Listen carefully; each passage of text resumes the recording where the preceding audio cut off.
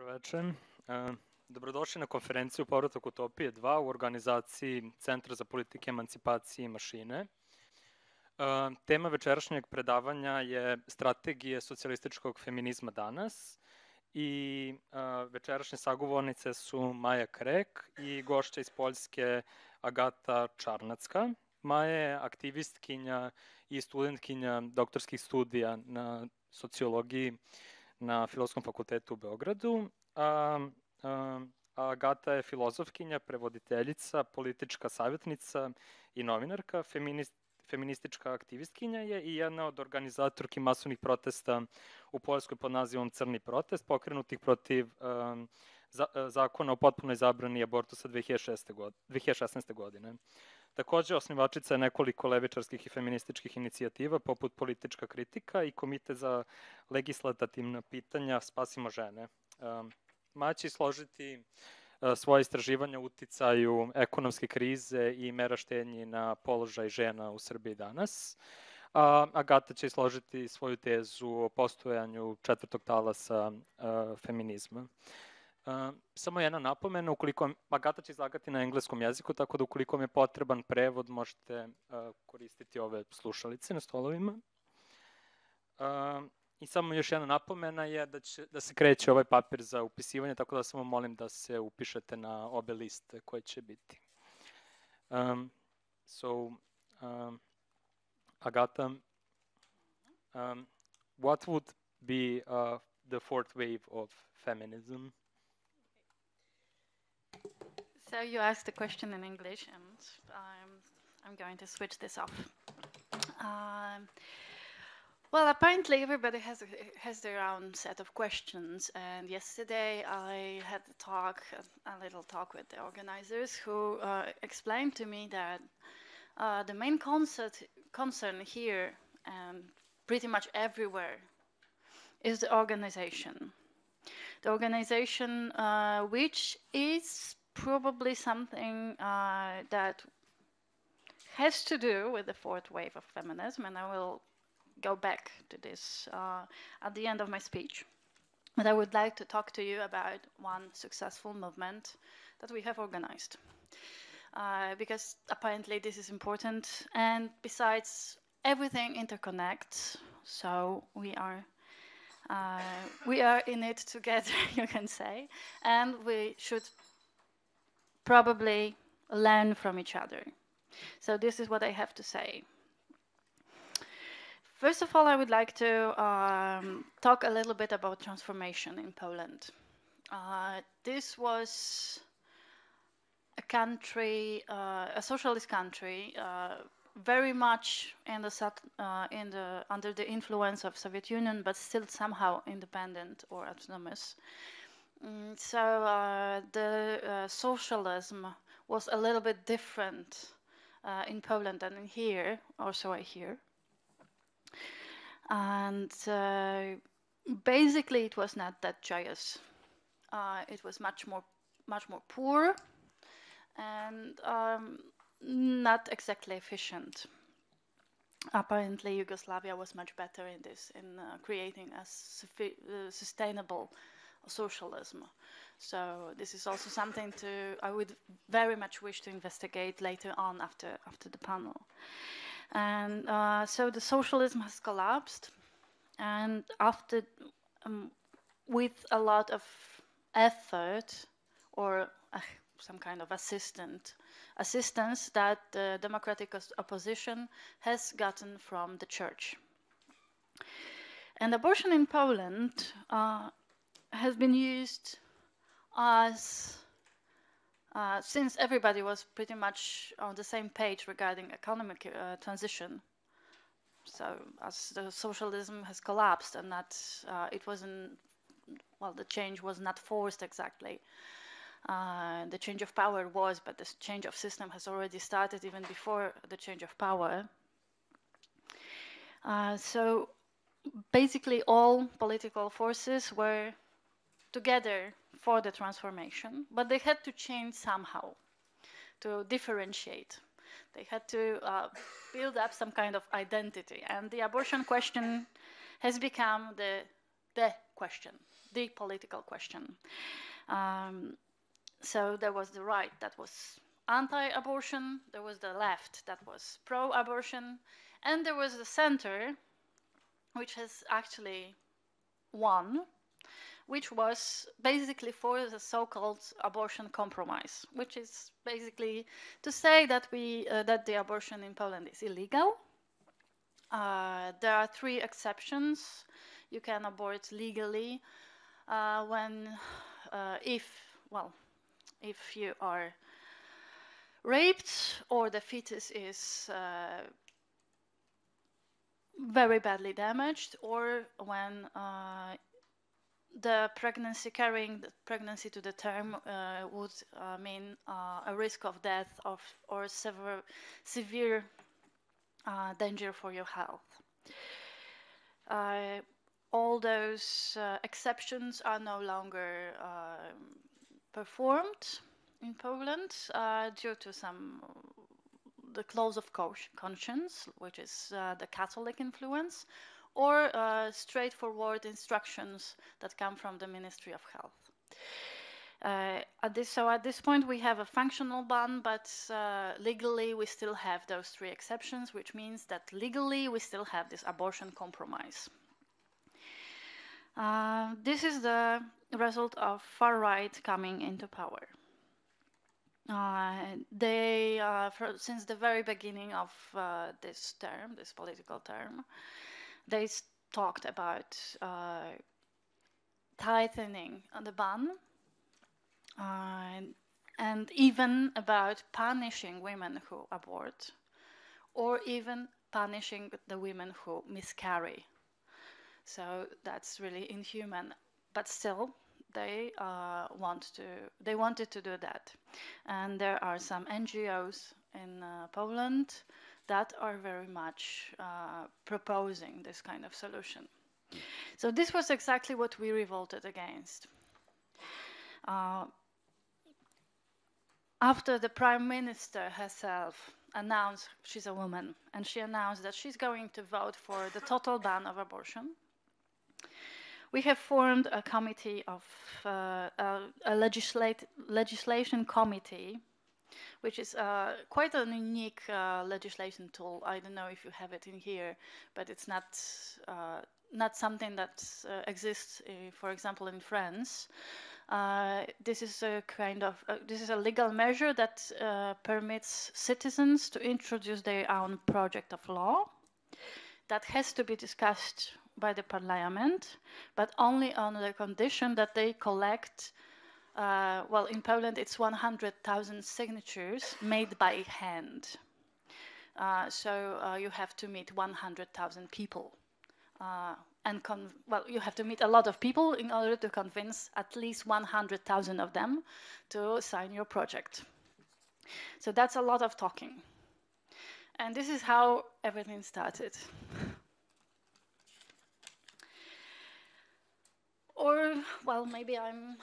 So we had 3 months to do that. And when we collected the signatures, the parliament had 3 months to announce the date of the session that they are going to discuss it. And this was exactly the date of the Black Protest in Poland, which was the 23rd of September 2016. And the Black Protest was only the first of the wave of the massive protests. It consisted mostly of people changing their Facebook profile photos into ones in black clothes. But we had also, we were considering this a mass support in front of the Polish parliament. Like 8,000 people came to cheer us up and protest the tightening of the ban. 8,000 people. We thought that it was a lot back then. But later on, on this day, the protests were, no, it was not on this day, sorry. A couple of days later, a woman from Wrocław, which is not a capital city, but a very important city in the southwest of Poland, announced that she is absolutely abhorred by what is happening in parliament, because, you know, we first of all, our project was rejected, and then the proposal of tightening of the ban was sent to another lecture in another session of the parliament. So in the middle, Marta Lempart, that's her name, she called for the national women's strike. And this is, it happened on the 3rd of October, and we had like 150,000 people on the streets everywhere in Poland. So that was a huge win, because usually, well, Warsaw is a capital city, so it mobilizes, basically it mobilizes sometimes. And other big cities, they are mobilizing sometimes. But smaller cities, in many towns, it was the first citizens' demonstration ever. So apparently our talks that were held pretty much everywhere. We got signatures from little villages, from the most Catholic regions of Poland, and other places that you would never think possible. So I am pretty sure that this first legal action, our collection of signatures, was the key to the success. And basically, if you get people to sign something for you, they get invested. So it's a good starting point. Well, the problem was, with such a mobilization, around such a vague cause as it was, like against tightening of the ban of something that was already illegal. And then again, we had another cause, which was our project to liberalize the access to abortion, the one that got rejected on the spot. We have had a strange case of a movement without a cause, because nobody knew if we are defending the so-called abortion compromise, or if we are actually for liberalization and respecting of women's rights to decide about her bodies, or to decide about their lives.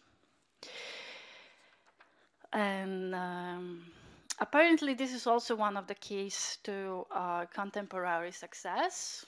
Well, contemporary keys to the success of a social movement, because if you don't put your goals straightforward, people are more likely to come and to create this mass, critical mass that persuades the governors to give you, to give up, to give in. But we have a tiny little problem that Marta Lempart again called for the second round of the strike, right after the government has given in. So we had an event, the attendance, the huge population coming that we knew of. We had no cause. So we created a kind of manifesto about violence, about stopping the violence and contempt towards women, because Poland is a very patriarchal country, and it was actually becoming insupportable. The previous panel has shown how women are affected by economical transformation, but as it happens, it also means that we are becoming tougher and more self-sufficient, which also means that we are becoming more, let's say, insistent about respecting us and our rights. So the tensions were impossible. Actually, the conservative politicians started to insult us on air, in public TV, in private TV stations. They started to be extremely rude. So it was like an answer to, it was like a proto Me Too hashtag, I'd say. Because we concentrated on sexism, on mobbing, on harassment, on violence against women, sexualization, and everything that was, every kind of discrimination that was gender-based. We also denounced the militarization of the society that is actually even more acute at this point, and it is blastingly fast. And then we also wanted a lay state without so much influence from the church. Well, this was also a kind of structurizing of the movement. Then you have we have presented our program. Around 20,000 people signed the manifesto, and well, basically that was it. But on the other hand, we had such media coverage that it has started a broader change in Polish society. Polish women are got pre-prepared for fighting against sexism and discrimination. And now even the right-wing movements, even the most nationalist movements, are using feminist rhetorics, or let's say gender empowerment rhetorics, like Poland for Polish women, for example.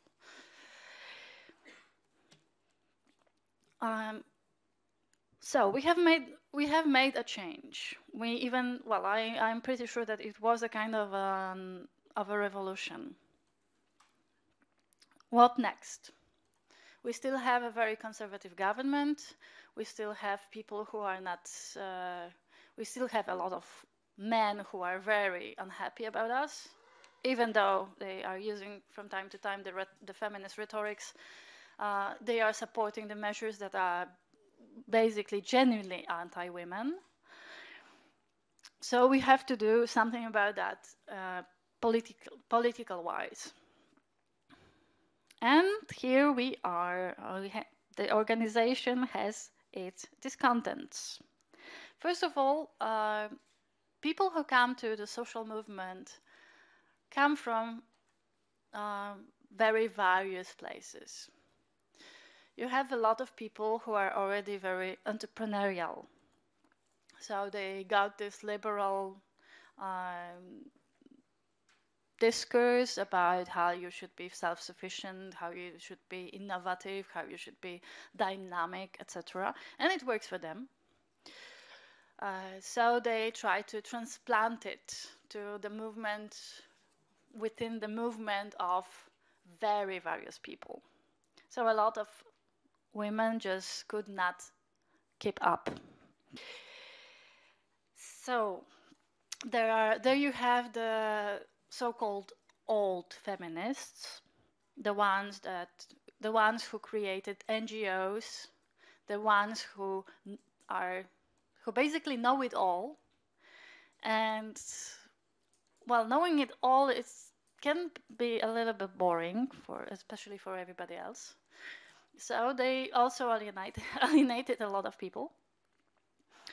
And then there are a lot of, let's say, the faces of the protest started thinking in terms of how to capitalize on that.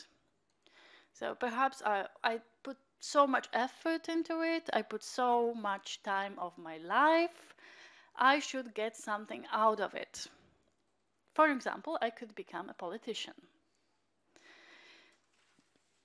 Well, I'm not against that. I'm basically very much for democratic representation, but still there are some downsides.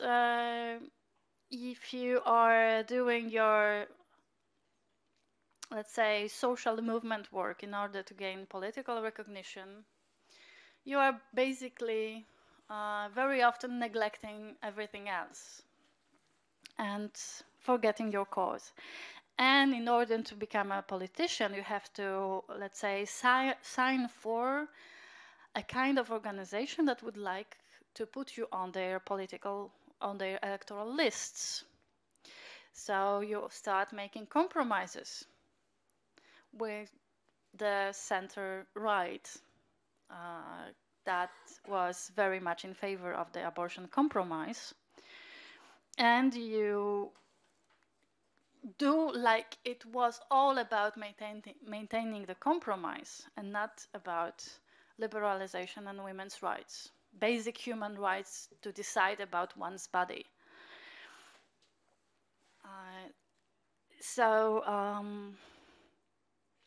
Well, basically, the liberal connection or the center-right connection has become very much interested in us. And they started, well, let's say, seducing us into supporting them and softening our communication. And I don't know if you've heard about the Committee of Defense of Democracy. That was also another mass social movement that has conveniently forgotten to have a program of their own. So after a year or so, they pretty much collapsed, even though they had like hundreds of thousands of people on the streets every other week. But then we came, as women, with a strong message, with a success, with something new to say. So they really wanted us, really. Only, if you could please, girls, don't talk about this abortion. So that's how it was. And then you had a very strange feminist organization that is very powerful in Poland, pretty much because it is organized next to and financed by the biggest how do you call that? Patrons, the employers' organization in Poland. So the so-called liberal feminists, who are also quite, well, let's say they are susceptible to be radicalized, but still they would like their communication very capitalist. So no more feminist socialism for you, or socialist feminism. Well, the problem was that the Save the Women Committee, Ratujmy Kobiety, was was basically always an expression of social democratic left in Poland. The socialists and other left-wing parties never made it to the parliament in 2015, so these are all extra parliamentary forces, and basically ones that need to reinvent themselves in order to, let's say, maintain their political presence. So we tried to get on board a lot of people, a lot of other organizations, but it comes with a cost. A Congress, as I told you before, the Congress Kobiet that is very powerful is unfortunately very capitalist as well. We have a young social democratic party, which is called Razem, which means together, and which is basically always apart. Because you know, they are very, very young. They don't want anybody to steal their show, so they are actually pushing out everybody who has any kind of experience and anything to say, well, somehow differently from their own message. And well, who am I to judge? But it would be nicer to be kinder to each other, I'd say. And there is this residue of the transformation, and I believe that you have something like that as well, but as far as I know, it's much more autonomous here, and in Poland it was always anarchic. So we have anarchist feminists who basically are basically protesting our political goals. They don't want to have parties, they don't want to have politicians, they don't really care about what they would like for the law to change by itself. Like, I'm not really sure how, but they are very critical about parties. They reject the presence of the parties on their events, even when the parties are very small, very radical, and well, and very poor. And they are not doing this for themselves, for their interest, but only because they believe in it. One of the parties is the Feminist Initiative, that is my party, so you can understand the heartbreak. And the Feminist Initiative is a party that is basically trying to realize socialist feminist agenda. And it is socialist initiatives are being created all around Europe, and I believe that you are going to have one as well within a matter of months. Aren't you? We'll see. We'll see. So basically, the question of integrating the left has become one of the main stakes of the feminist movement in Poland, and it is a very difficult one. So, there is. I have this note about the fourth. That is actually that actually has something to do with this fourth wave of feminism, because I really believe that we are watching how one of the aspects of the fourth wave feminism is actually the transformation of the notion of leadership, to incorporate the presence of women as women and not as people who imitate men in power positions. Well, with this presence, the notion of leadership has changed. It wasn't perceptible at first, but we all had this kind of, persuasion that perhaps we should get rid of corruption and put some women in leadership of parties or of governments, etc. I think that happens pretty much everywhere. And I'm pretty sure that this kind of perception or persuasion has also raised Hillary Clinton to power, which was basically a mistake. But everybody thought that it would be good to have a woman in front. The problem is that that current political system does not exactly reflect this change. And this change is not about just having women in front. It's also about having this, let's say, less testosterone adjacent qualities for leaders. Like a little bit less of aggression, a little bit more of collaboration, a little bit less of hierarchy, a little bit more of, how do you call that, horizontal governance, etc., etc. A little bit less about how you, a little bit more about participation and dialogue. Or maybe I'm mistaken, but I think it's a little bit gender biased, gender founded. So the problem is that the current political architecture, pretty much everywhere in Western democracies, and this is what you are looking at the moment. It doesn't do much good for those tendencies. It favorizes anti-collectivism, and it pushes for the society of spectacle, to create those personalities that you can vote for and get rid of the process and be over with it. So if, on the other hand, you have social media and this new way of, new kind of leadership that is basically participative and doesn't like the spectacle. Pretty much just as Razem party doesn't like the public figures.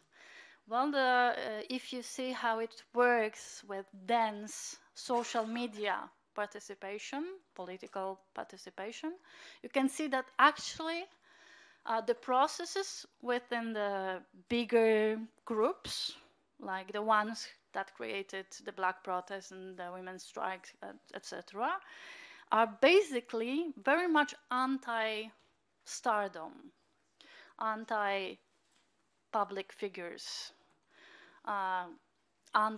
those political celebrities. Pretty much every celebrity you can get should be put through social judgment, popular judgment. And this is not something that political leadership is made for. So those two tendencies are actually conflicting with each other. So there you have you have the political system that needs celebrities, and on the other hand, you have this kind of participative democratization through social media and with this new model of leadership that actually prevents people from becoming stars, those political stars, and effectively dismantles any kind of a party that would like to create the stars in order for them to be in front of the whole organization, and then do what they like get corrupted or so. So I believe this kind of social movement is something that is going to change our thinking about politics in general. But at this point, we have two conflicting tendencies, which are very much not in favor of our case, because we are very critical of having our own, let's say, political representatives. And at the same time, this is the only way that we could enforce political change. So here we are in Poland, 2017, without any kind of hope of the regime changing for the better, with the perspective of tightening the abortion ban even on the legal grounds and not only in practical grounds, and without much perspective of creating, of getting a bigger political representation and organization. So on this very pessimistic note, I would like to end my presentation. Thank you.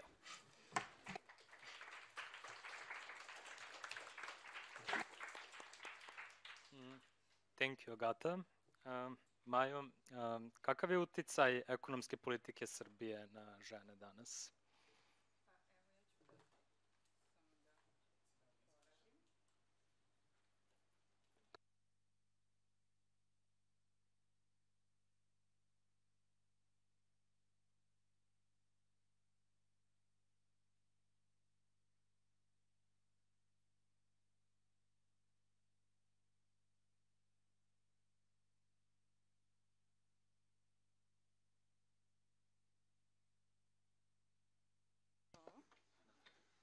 Da li radi? Da li me čujete? Jel treba da približim ili da... Proba. Proba.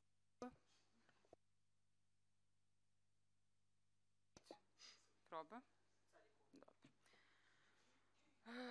Dakle, koleginica Isidora Jarić i ja smo dobile da radimo jednu jako zanimljivu temu uticaj mera štednje na žene iz feminističke perspektive za Rozinu kancelariju Beogradsku, odnosno to je neki projekat koji se radi zapravo u celoj Evropi, čini mi se 8-9 zemalja, tako da može da bude uporedno istraživanje.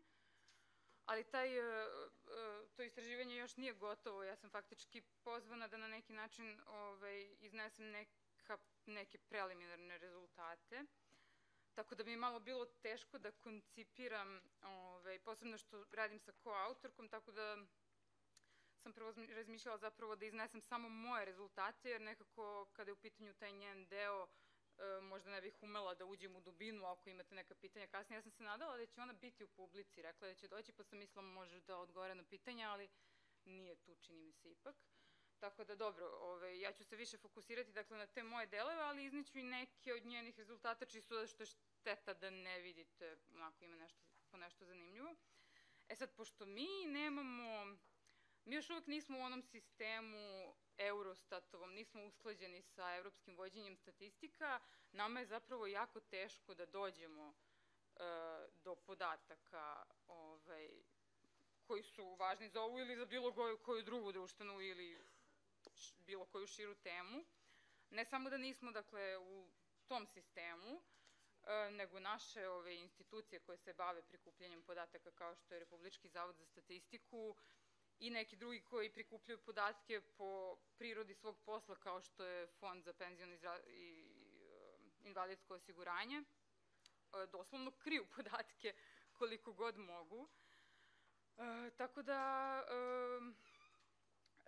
mnogi podaci, dakle, nisu mogli da budu pronađeni na onaj sistematičan način sad da mi imamo tačno od te do te godine, da možemo da vidimo promene kako su se dešavale, nego nađemo neki podatak tu, neki podatak tamo, pa onda maštamo kako to može da se poredi i tako dalje. Tako da, dakle, ovo neće biti baš sistematično predavanje, u tom smislu se izvinjavam, dakle, bit će onako, prosto ću pokriti neke teme koje su meni zapravo zanimljivije, a možemo onda u diskusiji da pričamo o nečemu što možda vas više zanima, što ja nisam pomenula, a prelazili smo tokom istraživanja. Sad, ono što je zapravo koleginica Jarić radila, to je deo o obrazovanju. Time sam mislila da počnemo onako samo na brzinu da neke podatke iznesemo. Dakle, mi smo zapravo pokrivale obrazovanje i zdravstvo je pokrivala koleginica. Ja sam pokrivala radna prava, penziona prava, materinstvo, nasilje nad ženama. Dakle, ja sam nekako pokrivala malo širi neki opseg tema. I od svih tih tema čini mi se da zapravo u obrazovanju na neki način ima najmanje nekih sada kao zanimljivih podataka iz te rodne perspektive. Znači, obuhvat, da kažemo, učeničke i studentske populacije je kod nas relativno dobar i rodno je uravnotežen. Dakle, tek kada bismo ulazili u neke populacije, poput romske populacije, možda bismo našli tu mnogo zanimljivije rezultate, ali tu je opet teško naći podatke i tako dalje. Znači, ovako neka opšta slika deluje dosta dobro, jer kao, eto, u osnovnom i srednjem obrazovanju rodna je otprilike ujednačena struktura, a u visokom obrazovanju čak dominiraju devojke. Sad, dakle, ono što su neka ranije istraživanja pokazala, tako da tu sad ne otkrivamo toplu vodu, to je da se klasno visoko obrazovanje zatvara, dakle, za decu iz nižih slojeva, da se u principu vrši klasna reprodukcija u visokom obrazovanju. Dakle, to je, znači, sad, ovo ovde što vidite na, to je podatak, dakle, dakle, mediji su početkom novembra preneli najavu ministra finansija Dušana Vujovića o maksimalnim iznosima budžeta za sva ministarstva u vladi Republike Srbije koji će biti doneti u zakonu o budžetu za 2018. godinu. Tako će maksimalni iznos koji se planira za Ministarstvo prosvete biti, kao što vidite, manji nego što je bio 2015. i mnogo manji nego što je bio 2017. A kao što vidite, represivni sistemi će imati veće finansije nego što su imali 2015. I sad, naravno, kada vidite ove cifre, još tu dodate, ne znam, uvećanje, rast cena na malo, roba i usluga i tako dalje, zapravo shvatate da je to mnogo manja suma nego što izgleda ovako na prvi pogled. Tako da zapravo možemo da zaključimo da će, i to je možda zapravo nekako najvažniji zaključak što se tiče sistema obrazovanja i mera štednje, da će zapravo mere štednje u obrazovanju tek da se dogode u nekom brutalnijem smislu u narednim godinama. Znači, imamo naravno i do sada ovaj proces zabrane zapošljavanja u javnom sektoru, koji je pogodio, dakle, i sistem obrazovanja, ali će očigledno tek taj, da kažem, trend da se možda i pojača, jer je u decembru 2016. Ana Brnabić, tadašnja ministarka za državnu upravu i lokalnu samoupravu, potvrdila da je u pismu koje je vlada dostavila MMF-u otprilike je obećano da će do septembra 2017. broj zaposlenih u osnovnom i srednjem obrazovanju biti smanjen za 3%, a onda još 3% do septembra 2018. Što otprilike kad se preračuna, znači da treba 6300 ljudi da ostane bez posla, pri čemu, ako računamo odlaske u penziju, u principu, znači, verovatno će se nastaviti ovaj trend prosto zamrzavanja zapošljavanja, a neki manji broj ljudi će biti otpušten, pošto se očekuje po nekoj projekciji da zapravo godišnje 2.500 do 3.000 ljudi ide u penziju. Tako da, dakle, za 2 godine to može da bude 5 do 6.000, a eto, zahtevano je 6.300. Međutim, znači, potpuno nebitno i da li će, da kažemo, biti zaista otpuštanja ili će samo biti zabrane zapošljavanja. Ovo svakako ima za posledicu to da se breme, da kažemo, posla povećava za pojedinačne, dakle za one koji su već zaposleni u sistemu obrazovanja. Sad, znači, u onoj odličnoj studiji Žene i tržište rada koje su radile autorke Pantović, Bradaš i Petovar, one takođe naglašavaju da one sektor obrazovanja, dakle, uvrštavaju u ovaj, da kažemo, feminizirani sektor gde dominiraju žene zajedno sa zdravstvom i finansijskim uslugama. Dakle, u obrazovanju je zaposleno 73,4% žena, u zdravstvu 75,7% i u finansijskim uslugama 63% žena. I citiram sada ove autorke: mere štednje koje sprovodi Vlada Republike Srbije u narednom periodu posebno će pogoditi žene, budući da one čine većinu zaposlenih u delatnostima u kojima se planira dalje smanjenje broja zaposlenih, i to kroz isključenje sa tržišta rada onih koje će dobiti otkaz i vrlo teško će pronaći novi posao, kao i kroz smanjenje mreže javnih usluga, dakle koje ovi sektori takođe zapravo...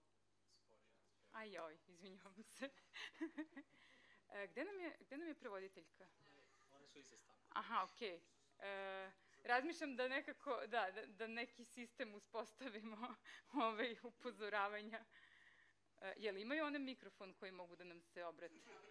Mislim, mogu samo... Pa ćeš ti da mi... I da, malo sam se zaboravila sam ovaj... Okay, so actually the translator says that it's a little bit too quick for her. Yeah, no, that's what they told me now. Yeah, okay. Ali ne mogu da mislim i da slušam, da. Da, dobro, samo da vidim. Ok, dakle, ovo će...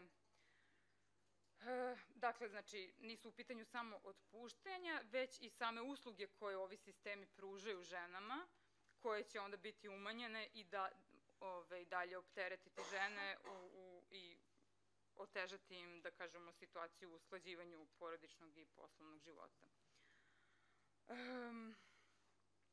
Imamo one 4 nova zakona iz oblasti obrazovanja koje su donesena početkom novembra. Jedan od njih je i zakon o dualnom obrazovanju, o kom je, da kažemo, na levici već bilo govora. Sada ne znam, mislim, da li ima potrebe da pričam o tome, jer je to neka tema koja je već, čini mi se, možda malo obrađena. Ali otprilike, znači, očekuje se da će ova dečja radna snaga, dakle, što će ta deca biti eksploatisana za neki mizeran novac i faktički naterana da rade.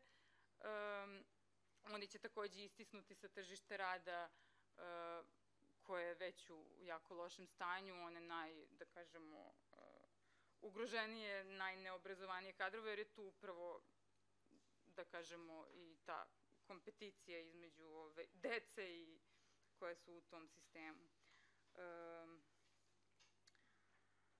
Dobro, sad koleginica je malo skrenula pažnju i na nasilje u školskom uzrastu. Dakle, znamo otprilike da se u obrazovnom sistemu se suočavamo sa, ne znam, problemom vršnjačkog nasilja, nasilja nad decom i tako dalje. Sad tu imamo i neki podaci o neke brojke, ali sad ne znam koliko je značajna da to čitam, ali otprilike možemo očekivati, s obzirom da naša država ni do sada nije umela da se nosi sa tim problemima, da će uz dodatno smanjenje kadra u obrazovnom sistemu još, da kažemo, možemo da očekujemo još, da kažemo, neke lošije tendencije u budućnosti. Sada ja mislim da bi... Dakle, tu se završava priča o obrazovnom sistemu, mislim, samo sam htjela te neke najvažnije stvari da kažem, i pošto je ona pomenula nasilje, prosto sam se tu nadovezala sada na onaj deo koji se tiče nasilja nad ženama uopšte. Dakle, ovo su one cifre o femicidu, dakle, broj ubistava žena u porodično-partnerskom kontekstu, koje prikuplja mreža Žene protiv nasilja. Ono što treba reći za ove cifre je da to zapravo nisu nikakve zvanične brojke, jer naša država ne prati sistemski ove statistike i to je jedna stvar koja mora da se promeni. I tim zagovaranjem se feminističke grupe već bave. Dakle, vidimo otprilike da uz neke izuzetke, recimo 2013. kada je izvršen onaj veliki masakr u Velikoj Ivanči i mislim da je na još jednom mestu bilo u toj godini koje baš odskače, da otprilike imamo neko povećanje. E sad, to je takođe pitanje, pošto su ovo podaci samo iz press clippinga, da li zapravo su ove brojke realne ili postoji još ubistava koji prosto ne dođu do medija i koji se tu ne broje.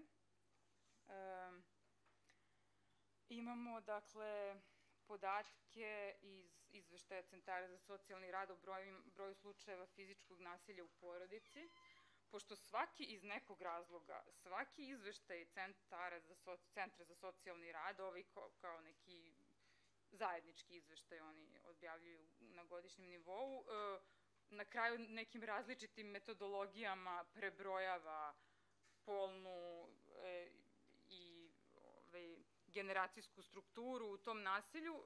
Kao što vidite u ovoj trećoj koloni, dakle možemo vidjeti prvo u drugoj koloni da se ovo fizičko nasilje jako povećava, broj barem prijavljenih slučajeva. Takođe tu postoji taj problem sa neprijavljivanjem.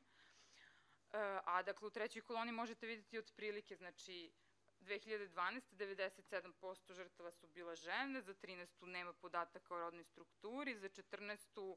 su rekli eto kako stoje stvari među mladima i među starima, tu su 2/3 žrtve žene, a među onom srednjom generacijom, dakle odraslima, 87%.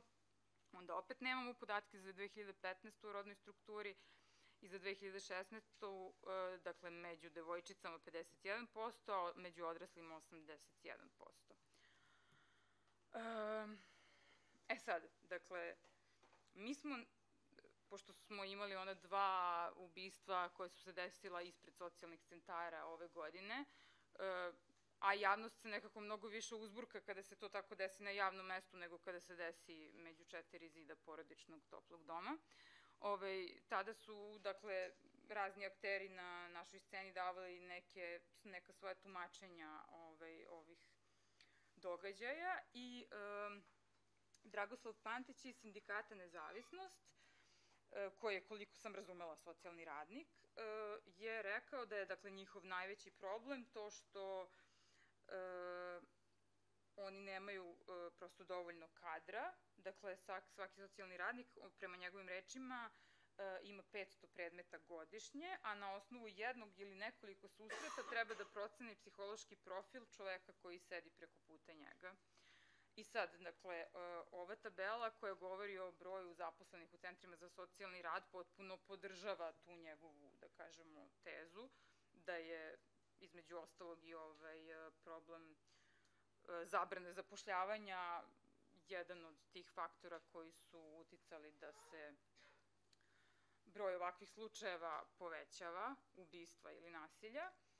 Takođe vidimo, dakle, da ne samo da pada broj zaposlenih, nego se strašno povećava i broj korisnika centara za socijalni rad, pri čemu treba imati u vidu da ovaj broj zaposlenih, dakle, nisu samo voditelji slučaja, već su tu svi i oni administrativni uposlenici u centrima za socijalni rad koji zapravo da kažemo, i ne, prosto bismo imali mnogo realniju strukturu da imamo brojke samo za njih, da možemo da izračunamo koliko na jednog čoveka koji se zaista bavi slučajevima, koliko zapravo je njegovo opterećenje i kako se to menja kroz godine.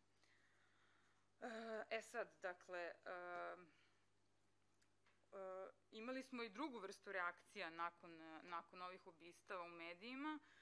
Tanja Ignjatović iz Autonomnog ženskog centra je, dakle, rekla da se slaže da je ovo jedan od problema, ali da to apsolutno nije jedini problem, da je takođe problem i ta kulturna matrica koju prosto, kako da kažem, prihvataju zaposleni u centrima za socijalni rad, koji izbegavaju da recimo, ne znam, nasilje u partnerskom odnosu utvrde kao takvo, već ih, ne znam, vode kao bračne sukobe, problematične porodične odnose i tako dalje i prosto relativizuju ove slučajeve. Tako da oni često onda i ne dođu, da kažemo, do onih daljih instanci, ne znam, policije, tužilaštva i tako dalje, na vreme ili ikad. Dakle, tako da je to zapravo na tom slučaju nekako možemo jasno da vidimo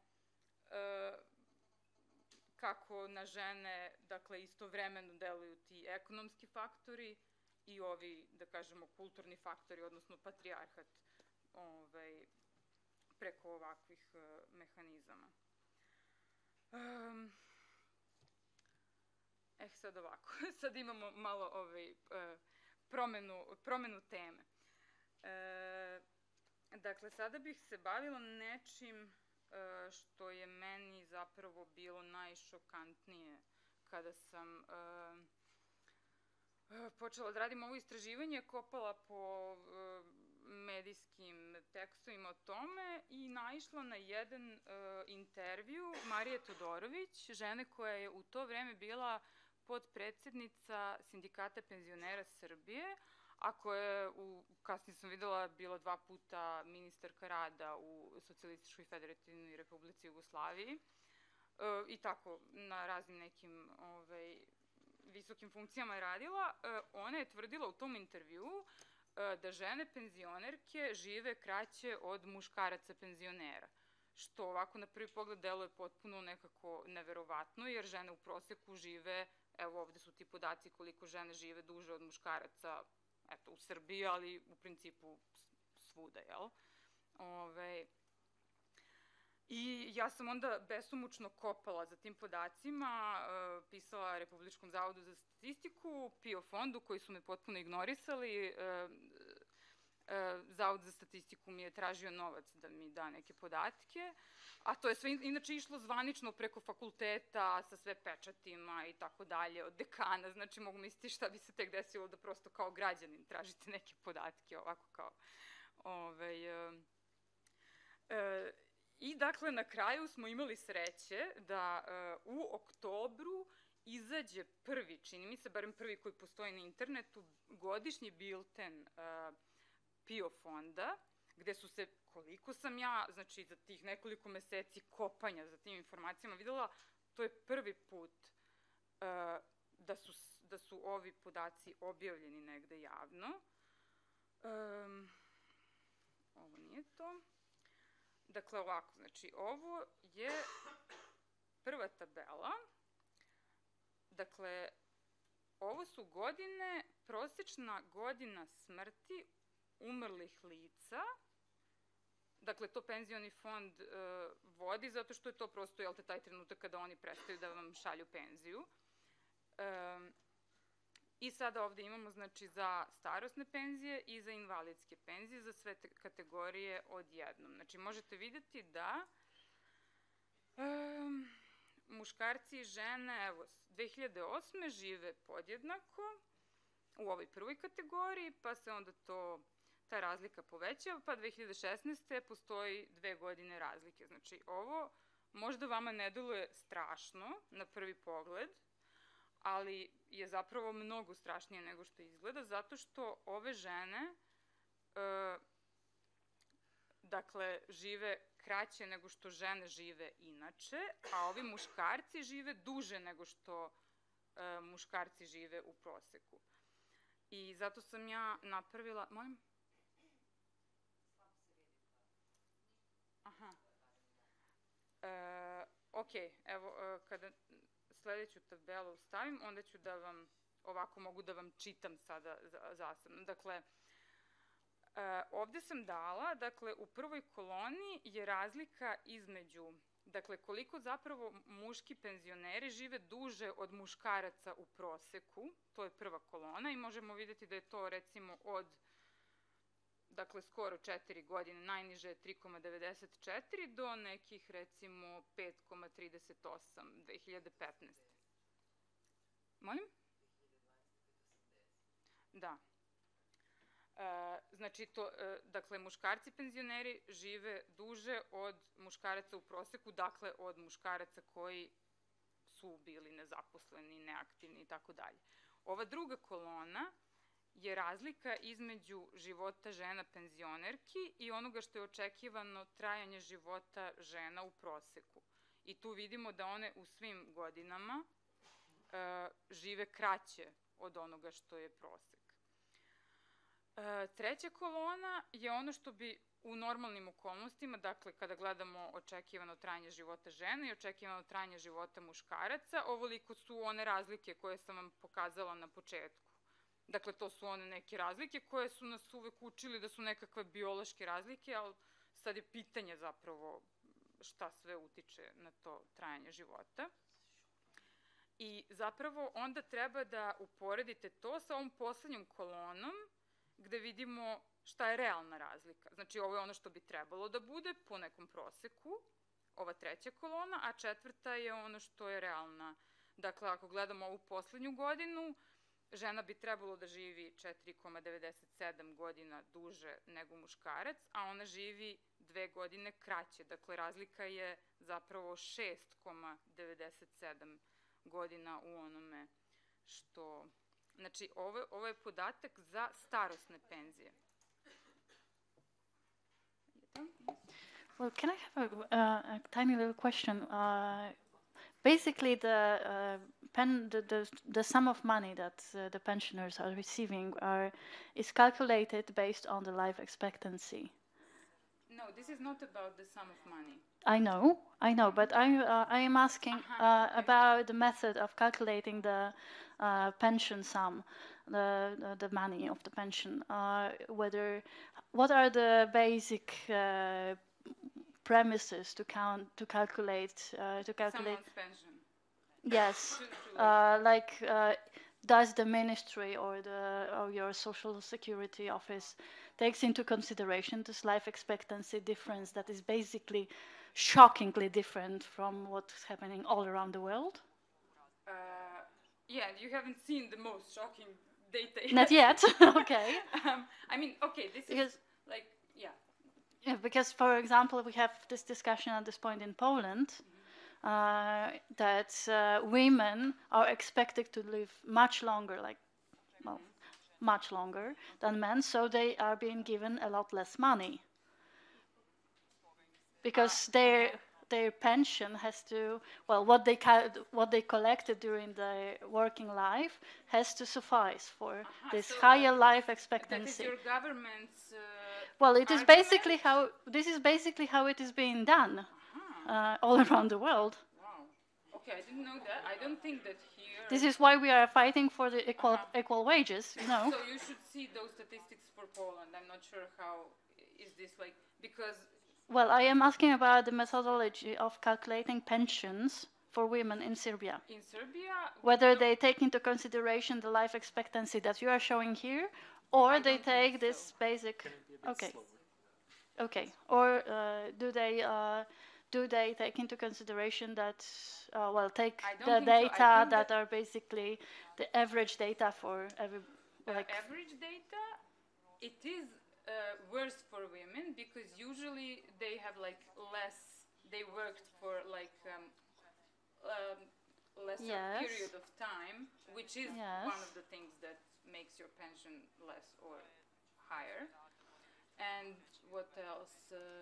Well, okay, so let's discuss it later on. Okay, I'm sorry, I was just shocked to see this kind of data because it's very unexpected. Yeah, it's very unexpected, and like I think that we should like immediately make a campaign about it. Like, sorry, izvinjavam se. Dakle, da, potpuno, znači podaci su, ne znam, evo ja od kad sam pročitala taj intervju, onako ne mogu, prosto nisam mogla da se smirim dok nisam pronašla te podatke, a od tad mi je još mi je gore. Jer ja sam zvala tu ženu u pokušaju da od nje direktno dobijem te podatke i ona je rekla, meni niko ne veruje. Pazi, ona je žena radila na tako odgovornim funkcijama, žena koja zna, znači bila je ministarka rada, poznavala je svaku fabriku u SFRJ u detalj i znači vrlo je ozbiljna u svom poslu i njoj prosto niko nije verovao iako je imala ove papire u svojim rukama jer je jedno vreme radila i u PIO fondu. Ali ona je, pošto je sada u penziji, nije mogla ni na koji način da mi pomogne da kažem, dobavljanjem nekih podataka i bukvalno, eto, imali smo sreću da su oni izašli sada u oktobru. Sad samo da vidim šta sam... Ali, da, evo, dobila sam...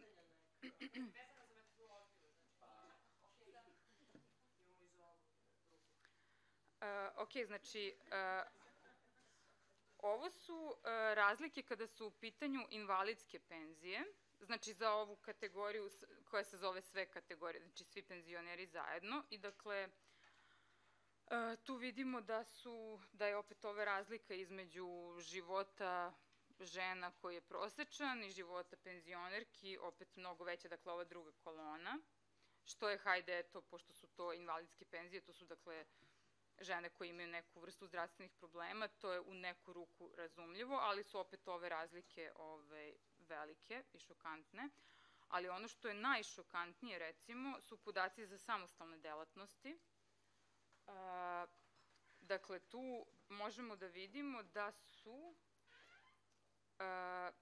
evo, znači, gledajte, lakše vam je da gledate ove donje tabele, pošto je već sve izračunato.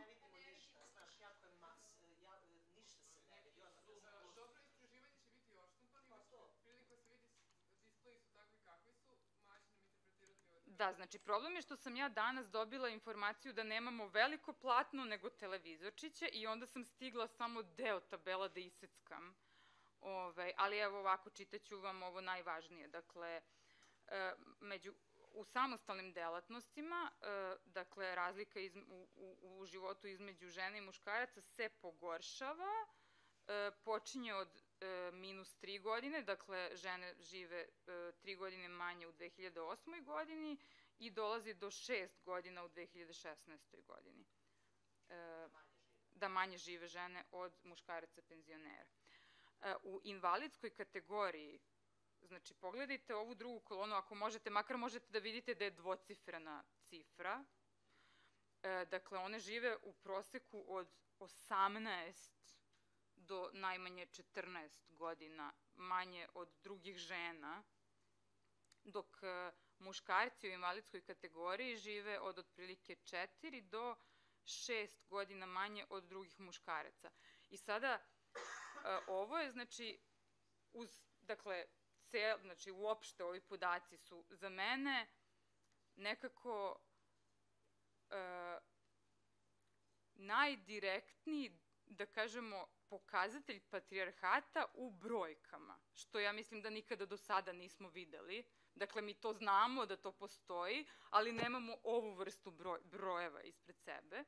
I onda kada gledamo ove, da kažemo, invalidske penzije, tu vidimo zapravo, između ostalog, i da muškarci u invalidskoj penziji imaju dodatnu negu, verovatno u formi svojih supruga, a da žene u invalidskoj penziji očigledno imaju mnogo manju negu. Dakle, mislim, pogledajte prosto koja je to razlika. Znači, 4 za muškarce, 18 godina za žene. Dakle, kraćeg života od prosečnog. A kada gledamo samo ove razlike između žena i muškaraca, dakle, razlike su od -9 je najveća, -4 je najmanja. Dakle, eto, mislim, ne znam da li treba da komentarišem. Za poljoprivredno stanovništvo, ima nekih čudnih dešavanja, jer vidite u ovoj gornjoj, ako vidite, dakle, da recimo poslednjih par godina, kako se malo, mislim kako se prirodno, jel te, povećava trajanje ljudskog života, da su zapravo poljoprivredno stanovništvo je došlo do onog nekog, oni najduže žive.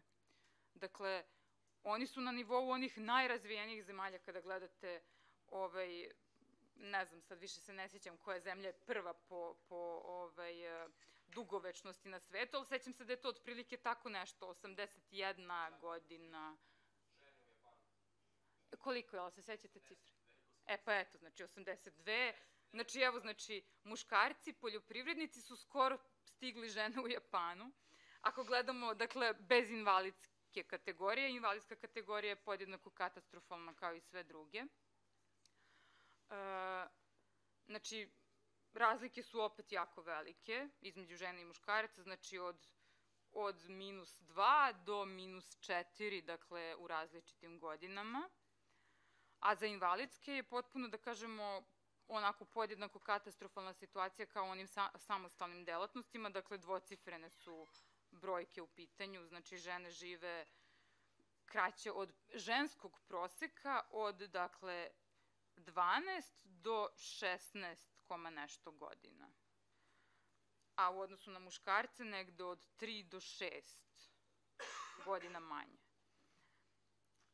Za zaposlene su podaci, ovo je, da kažemo, najmasovnija kategorija penzionera i tu vidimo da oni, dakle, popravljaju prosek ovim koji su u najlošijoj poziciji, dakle, tu su razlike, ali se pogoršavaju vremenom. Dakle, žene žive u 2008. podjednako kao muškarci, sa onom napomenom da treba da žive 5 godina duže, a do, dakle, 2016. kada žive 2 godine manje. I u invalidskoj kategoriji su prilično najizjednačeniji od ovih kategorija, dakle, imamo 2 godine manje u 2012. godini, a posle toga se situacija popravlja. Sad, da bih dala neki kontekst za to, pošto ja mislim da ljudi koji se ne bave posebno nešto statistikom i demografijom zapravo nemaju baš osjećaj za to šta znači godinu dana da kažemo, na celokupno stanovništvo, statistički gledano. Evo, ovo su recimo brojke kako se trajanje života menjalo od 85. do 2008. Dakle, tu su one kritične godine 90-ih. Dakle, sad svi znate, čak i oni mlađi koji se toga ne sjećaju, znaju iz priča svojih roditelja, koji je to bio kolaps sistema na svim nivoima. Dakle, i zdravstvenog sistema, i siromaštvo, nestašica lekova, svega živog. Dakle, pritom učešće u ratu, dakle, dela muške populacije. Razlike, dakle, smanjivanja, da kažemo, očekivanog trajanja života, recimo, ovo što je narandžastom bojom podvučeno, to su te godine kada se život skraćivao. To su meseci u pitanju. Znači, evo, 89. 68,93 je bilo prosečno za muškarce život, a sledeće godine 68,81. Znači, to je recimo mesec dana života. Pa onda u narednom, recimo, 3-4 meseca dana života. Znači, samo hoću da vam kažem šta zapravo znači 2 godine razlike. Samo 2, a ne 18 u nekim kategorijama ili ne znam šta. Ovo mi je bilo zanimljivo, ovo je sada nastavak one tabela, ali drugačija metodologija, pa je malo drugačija tabela. Od 2009. do 2012. da kada gledate ove statistike morate jako da obraćate pažnju da što više ulazite u detalje. Jer recimo između 2009. i 2012. ništa se na prvi pogled strašno nije dešavalo u smislu da se život polako produžavao, ali onda kada gledate po okruzima po Srbiji i dođete do ovog najsiromašnijeg okruga, region južne i istočne Srbije, zapravo vidite da se 2 puta smanjio život muškarcima i 1 godine se smanjio očekivano trajanje života ženama. Dakle, prosto hoću da ukažem tako na neke stvari koje su važne. I ovo je takođe jedna zanimljivost, dakle, kada se gleda od 90. do 2001. kada je nominalno malo poraslo očekivano trajanje života, vrlo malo, kada iz toga isključimo kategoriju smrtnosti odojčadi, koje su usled prosto nekih poboljšavanja zdravstvenog sistema bila možda malo bolje zbrinjavana u tom periodu, mi vidimo da se zapravo u tih 10, odnosno 11 godina život uopšte nije produžavao, čak se za žene skraćivao i to je jako zanimljivo. Znači, on stagnira za muškarce, kao što vidite. Znači,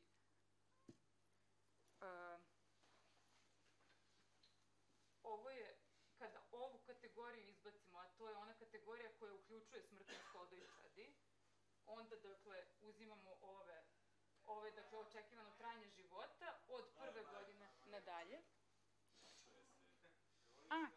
Izvinjam se, sorry. Dobro, pokazala sam što sam htela, znači prosto se isključi ta prve dve kolone i onda vidimo, dakle, u ovim ostalim kolonama, evo vidite, ne znam, 90. žene žive 75,1, a onda 2001. žive 74,9, dok u muškarcima broj godina stagnira. Što je fascinantno, jer su tu uključene bile sve one ratne godine, kada su, dakle, muškarci stradavali i na frontu, ali su ipak žene platile veću cenu sveukupno uzevši. Dobro, da, ovo su oni podaci o uslovima za starosnu penziju koji su mi zapravo sam samo htela pokažem ako nekoga zanima, dakle, kako će to da se menja za žene. Ono što je bilo zanimljivo je da kada se menjao po hitnom postupku 2014. zakon o radu i zakon o penzijskom, penzijsko-invalidskom osiguranju, dakle, tada je Lazar Krstić dao izjavu kako, eto, treba što hitnije promeniti, izjednačiti ženama godine za odlazak u penziju, zato što one i onako duže žive 3 godine, zašto bi išla ranije u penziju. Dakle, to su, mislim, i prosto ovo je da kažemo, ovo je ono što je usvojeno, da se do 2032. izjednače, a MMF stalno vrši pritisak da se to desi nekako što pre i što brže. Okej, znači, hajde samo da vidim šta sam zapravo još htela. Pa dobro, znači, ovako. Zapravo, ovaj grafik, evo, ovo i prestajem. Dakle, ovaj grafik sam samo dala kao ilustraciju, dakle, to je ono objašnjenje zašto zapravo, šta je ta druga komponenta koja utiče na žene, dakle, osim ove ekonomske koja utiče i na muškarce i na žene, koja ženama zapravo skraćuje život, i to je ovaj kućni rad, dakle, obaveze koje su, evo, u periodu 2003. do 2007. vidite koji su podaci, jel se vidi? Dobro, znači, u kuvanju 90% rade žene, 3% muškarci, 6, nešto posto zajedno. Dakle, to se malo menja vremenom, evo, umesto 90, u narednom istraživanju, 4 godine kasnije, 85,4% posla rade žene. Mislim, to je otprilike za sve, znači možemo možda naći nešto tipa nega male dece, tu možda postoji više zajedničkih aktivnosti, ali čak kada gledamo ovo obavljaju muškarci, tu je vrlo mali procenat. Tako da se zapravo, te promene su jako male, možemo reći da su to neki pozitivni trendovi, možemo reći da su prosto to sad neke mlade generacije, da kažemo, prihvataju neke egalitarnije partnerske odnose, a sa druge strane moram da dam napomenu koju je profesorka Anđelka Milić dala 78. godine, kada kod nas nisu postojali ovi podaci, nego je ona čitala neke vrlo slične podatke ovima u zapadnoj literaturi i rekla, ali obratite pažnju da li je to zapravo zbog egalitarnih partnerskih odnosa ili zato što su u tom periodu žene naterane da izađu na tržište na rad u mnogo većoj meri nego što su bile pre, pa su prosto muškarci morali da preuzmu deo tog posla. Ja se izvinjavam moderatoru, evo završavam.